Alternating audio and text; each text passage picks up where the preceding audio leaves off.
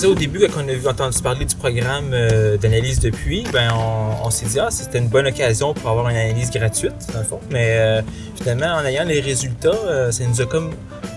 On dirait que c'est comme plus concret. Ça nous a permis de voir qu'est-ce qu'on buvait comme eau, puis avoir en chiffres, puis selon les différents paramètres.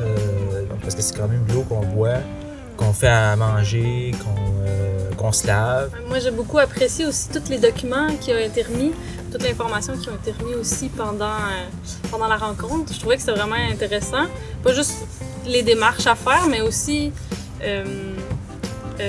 d'avoir déjà des prix et tout ça. Je trouvais que c'était pratique parce que des fois, juste cette recherche-là, pour nous, c'est quelque chose de plus difficile. Mais là, d'avoir déjà tous les renseignements clés en main, je trouvais ça vraiment intéressant.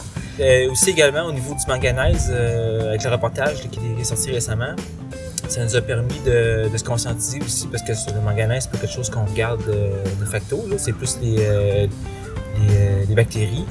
Mais tout ce qui est physico-chimique, mais on n'a pas tendance à regarder. Mais là, ça nous a un peu allumé aussi par rapport à ça, là, que ça avait un impact aussi également sur nous autres.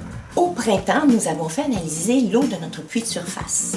Comme on demeure en milieu rural, on trouvait important de le faire en raison d'épandage de fumier et ou de pesticides.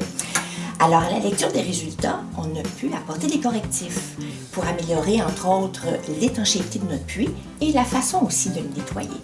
Alors, dorénavant, on fera analyser notre eau au moins une fois par année et idéalement 2 fois par année, au printemps et à l'automne.